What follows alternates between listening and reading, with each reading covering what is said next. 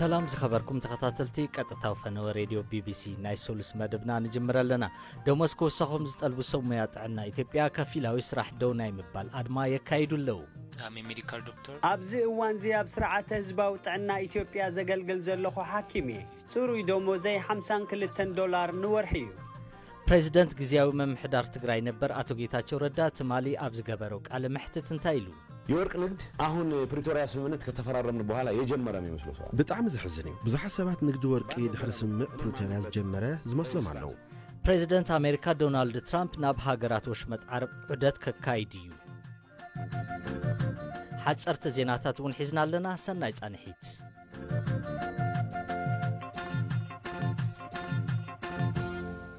ደሞዝ ይወሰኸና በመባል ነ30 መዓልቲ ናይ መጠንቀቕታ መዓልትታት ናብ መንግስቲ ኢትዮጵያ ሂቦም ዝጸንሑ ሰብ ሞያ ጥዕና ኢትዮጵያ ካብ መንግስቲ ዘዕግብ መልሲ ስለ ዘይረኸቡ ከፊላዊ ስራሕ ደው ናይ ምባል አድማ የካይዱለው እቶም ሰብ ሞያ ሕክምና ካብ ሎሚ ጀሚሮም ዘዕግብ መልሲ ክሳብ ዝርከብ ብጀካ እቶም ኣብ ውስናት ክፍልታት ሕክምና ሰርሑ ሰብ ሞያ ኩሎም ስራሕ ደው ከም ዘብሉ ቢቢሲ ዝረኸቡ ሓበሬታ ይረድእ ቢቢሲ ዘዘራርቦ ሓደ በዓል ሞያ ጥዕና ንወርሒ ዝኸፈለ ደሞዝ ኣዝዩ ውሕድ ምዃኑ ብምግላጽ መንግስቲ ኣብ ክንድን ሕቶና ዝምልስ ኣብ ምእሳር ኣባላት ይኣቱ ኣሎ ኢሉ ሜዲካል ዶክተር ኣብዚ እዋን እዚ ኣብ ስርዓተ ህዝባዊ ጥዕና ኢትዮጵያ ዘገልግል ዘለኹ ሓኪም እየ ጽሩይ ደሞዘይ $52 ንወርሒ እዩ ሕሰብዎሞ እዚ ወርሓዊ ደሞዝ እዩ ካልእ ዝኾነ ተወሳኺ ዝኽፈሎ የብለይን ገለ ሆስፒታላት ነቲ ናይ ተወሳኺ ሰዓት ክፍሊት ካብ ዘይከፍላ ልዕሊ 1 ዓመት ኣቑፂረን ኣለዋ ልዕሊ 25 ዓመታት ዕድሚኦም ንሕክምና ውፍያት ኮይኖም ዘሕለፉ ክኢላታት ንወርሒ ትሕቲ $100 ይኽፈሎም ኣሎ እዚ ኣድማ እዚ ብዛዕባ ደሞዝ ጥራሕ ኣይኮነን ብዛዕባ ክብሪ ድሕንነትን ኣኽብሮትን ሰብ ሞያ ጥዕና እዩ እቲ ዘሕዝን ግን ኣብ ክንዲ ሓቀኛ ሕቶታት ዝምልሱ ንሰብ ሞያ ጥዕናን መራሕቲ ማሕበር ሓካይምን ይኣስሩ ኣለዉ ትማሊ ፕሬዝደንት ማሕበር ሓካይም ኢትዮጵያ አቶ ዮናታን ዳኘው ከም ዝተኣሰረ ምክትል ፕሬዝደንት እቲ ማሕበር አቶ መለስ ባታ ንቢቢሲ ገሊጹ ነይሩ ብዘይክኡ ዶክተር በርናባስ ሳሙኤል ዶክተር መላኩ አልማው ከምኡ እውን ዶክተር ሃብታሙ ጌታቸው ዝበሃሉ ኣብ ዩኒቨርሲቲ ኣርባ ምንጭ መምህራን ዝኾኑ ተወሳኺ ኣብ ሓፈሻዊ ሆስፒታል ኣርባ ምንጭ ሓካይም ዝኾኑ ሰብ ሞያ እውን ብዓርቢ ብፖሊስ ከም ዝተኣሰሩ ቢቢሲ ካብ ስድሮኦም ከረጋግጽ ክኢሉ እዩ ቢቢሲ ዘዘራረቦም ኣብ 5 ዝተፈላለዩ ክፋል ኢትዮጵያ ኣብ ምእዳም ዝርከቡ ደኳትር ኣብ ክፍሊ ህጹጽ ረድኤት ኣብ መዋልዳን ኣብ ክፍሊ ጽኑዕ ክንክንን ከምኡ ከዓ ኣብ ክፍሊ መጥባሕቲ ዝሰርሑ ሓካይም ጥራይ ኣብ ስራሕ ኣትዮም ከም ዘለዎ ብሪሆም ካልእ ቢቢሲ ዘዘራረቦ ኣብቲ ኣድማ ዝሳተፍ ዘሎ በዓል ሞያ ከዓ ከም ዝስዕብ ይብል ኣብዚ እዋን እዚ ብሰንኪ ተዘጋጥም ዘሎ ኩነታት ስራሕና ኣድማ ንገብር ዘለና እዚ ድማ ምስቲ ንወስዶ ደረጃ ሓደጋን ኣብ ስርዓተ ክንክን ጥዕና ሕሙማት ዘሎ ዝተሓላለኸ ምሕደራን ከምኡ ዘይመጣጠን ደሞዝ እዩ ዝጅምር ኣብዚ እዋን እዚ እቲ መንግስቲ ነዚ ኣድማ ዘለዎ ኣተሓሕዛ ብምህዳድን ብከቢድ ኣተሓሕዛን እዩ ክምልሶ ዝፍትን ዘሎ ኣብ ብዙሕ ክፋላት ዝሃገር ከዓ ብዙሓት ሰብ ሞያ ጥዕና ይኣስር ኣሎ ኣነ ግና ግዜ ዘሎ ኮይኑ ይስምዓኒ እንተኾነ ምስ ነብሲ ወከፍ ተወሳኺ መዓልቲ ኣብ መንጎናን ኣብ መንጎ ሚኒስትሪ ጥዕናን ከምኡ ከዓ ኣካላት መንግስትን ዘሎ ምትእምማን እናተባሓጎጎ እዩ ክኸይድ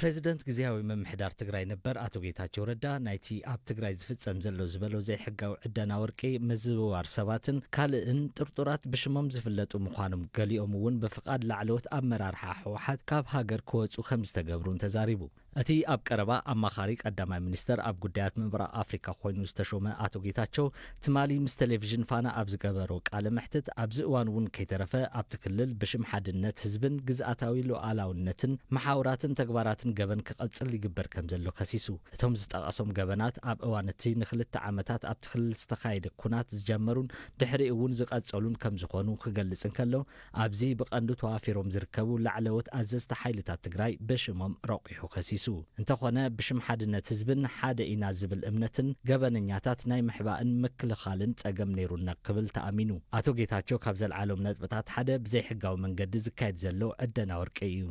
በጣም የሚያሳዝነው አሁን ብዙ ሰው የወርቅ ንግድ አሁን ፕሪቶሪያ ስምምነት ከተፈራረምን በኋላ የጀመረ የሚመስለው ሰው በጣም ዝሕዝን እዩ ብዙሓት ሰባት ንግዲ ወርቂ ድሕሪ ስምምዕ ፕሪቶሪያ ዝጀመረ ዝመስሎም ኣለዉ ኣብ ኩናት ብሓደ ምኽንያት ይኹን ብኻልእ ዝኣምነሉ ቃልሲ ተቃውሞ ኣካይደ ኣብዚ ዝኣምነሉ ቃልሲ ኣጀንዳ ህዝቢ ትግራይ ሒዞም ዝተቃለሱ ብዙሓት መኮንናት ኣለዉ ንዝገበሩ ኣበርክቶ ዘለና ኣኽብሮት ብፍጹም ክቕንስ ኣይኽእልን እዩ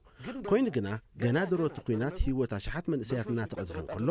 ድፋዕ ንምቑዓት ኢልና ዝወሰድናየን ኤክስካቫተር ወርቂ ንምእራይ ዝጥቀሙለን ዝነበሩ ኣዘዝትን ነይሮም እዮም እዚ ፈልጠ ክሕሱውን ከለዉ ኣዝየ እየ ዝግረም ኣነ ክሳብ ሕጂ ዝሓሰኽዎ ይኣኽለኒ ክሳብ ሕጂ ዝተዓገዝክዎ ይኣኽለኒ እኔ እስካሁን የዋሸሁት ይበቃኛል እስካሁን የታገዝኩት ይበቃኛል አቶ ጌታቸው ዘልዓሉ ካልእ ክሲ ብዛዕባ ምዝውዋር ደቂ ሰባት ዝምልከት እዩ ሰው ሲሸጡ የሚኖሩ ሰዎች አሉ ሰብ እናሸጡ ዝነብሩ እውን ኣለዉ ንኤርትራውያን ምሻጥ ንብረት ወሪዱ እዩ ዝበሃል እቲ ዕላማ ንሰራዊት ኤርትራ ምብታን እዩ ነይሩ እዚ ንምግባር ኤርትራውያን ክመፁ ምግባር እዩ እቲ ነዚ ወፍሪ ዝመርሕ ኣካል ግን ነቶም ገንዘብ ዘለዎም ጥራይ እዩ ዝብትን ስለዚ ወዲ ድኻ ስኑ ንኺሱ ክዋጋእ ይግደድ ኣሎ ማለት እዩ ምስ ተዓገቱ ንዝሓዝዎም ኣብ ሓደ ገዛ ይዓፅዎም ኣብ ወፃኢ ሃገራት ዘመድ ዘለዎም ሰባት ሒሳብ ባንክ እናሓተትካ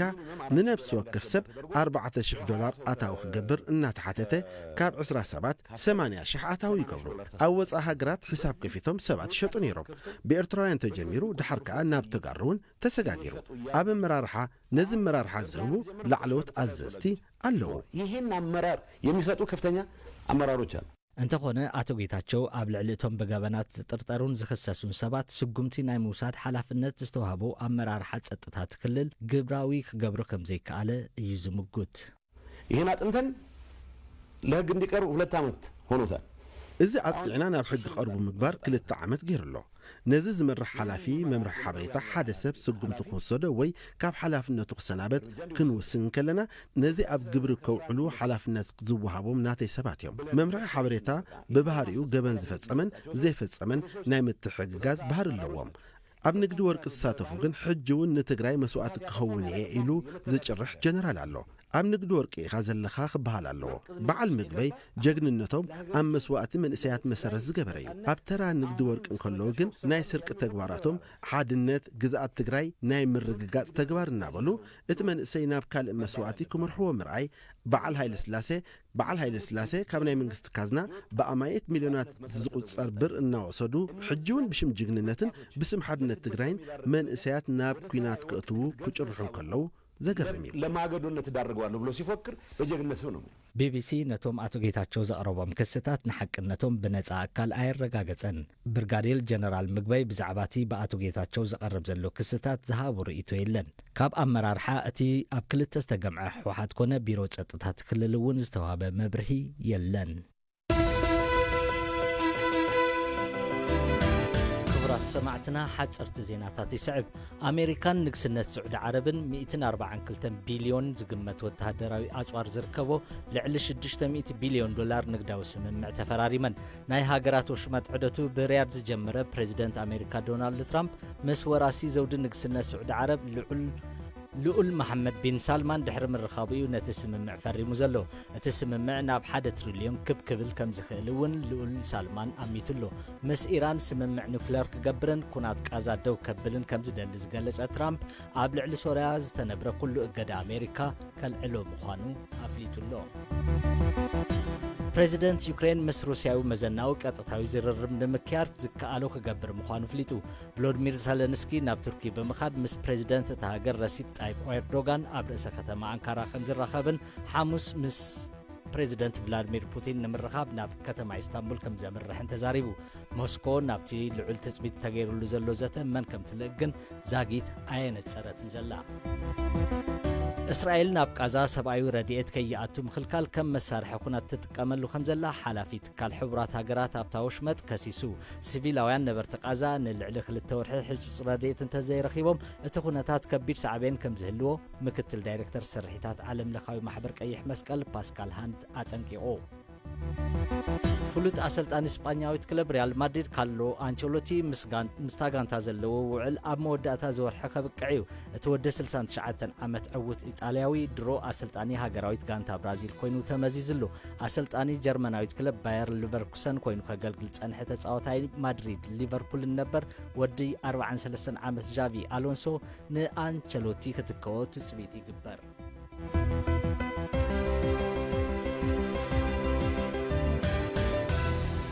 ፕሬዚደንት አሜሪካ ዶናልድ ትራምፕ ካብሎም ጀሚሩ ናብ ሃገራት ወሽመጥ ዓረብ ዑደት ከካይድ እዩ ትራምፕ ናብ ሱዑድያ ቀጠርን ሕቡራት ኢማራትን ዓረብ ክበጽሕ ትጽቢት ይግበር ንምዃኑ መገሽኡ እንታይ ዝዓለመ እዩ ነጸናት ደበሳይ ኣብ ኢንስቲትዩት ማእከላይ መብራቅ ትሰርሕ ክኢላ ስነቁጠባ ካረን ያንግ ፕሬዚደንት ትራምፕ ካብ ወሽመጥ ዓረብ ብመንገዲ ወፍሪ ብዙሕ ገንዘብ ናብ ኣሜሪካ ንምምጻእ ዘለዎ ድሌት ከፍልጥ ትጽቢት ከም ዝግበር ትገልጽ ኣብቲ ኣኼባ ነዞም ወፍርታት ክኾኑ ዝኽእሉ ቦታታት ዘርኢ ዓብ ስእሊ ክቐርብ ይደሊ እዩ ብተወሳኺ ኣብ ቁጠባ ኣሜሪካ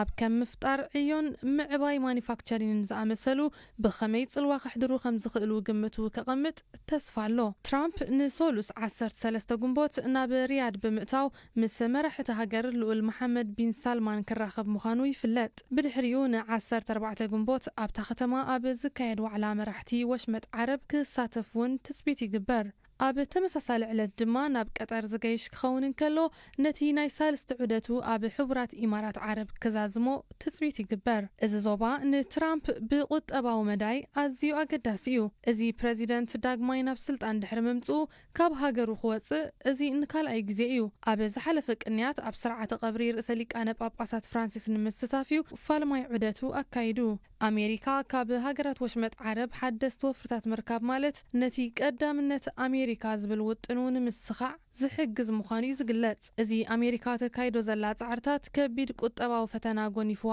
ኣብ ዘለወሉ እዋን እዩ ፕሬዚደንት ትራምፕ ናብቲ ሃገር ንዝኣትዉ ቁሑ ዝሰልዑ ሓድሽ ቀረጽ ኣብ ንግዲ ዓለም ምትእምማን ኣጥፊኡ ንቁጠባ ኣሜሪካ ሃሲዎ ይርከብ ኣብተን ቀዳሞት 3 ኣዋርሕ ናይዚ ዓመት ቁጠባዊ ዕቤት ኣሜሪካ ድሕሪ 3 ዓመት ንፈለማ እዋን ዝሕታለ ኣርእዩ ኣብ ጥሪ ልኡል መሐመድ ሱዑድ ዓረብ ኣብ ዝቕጽሉ ዓመታት ኣብ ኣሜሪካ $600 ሚልዮን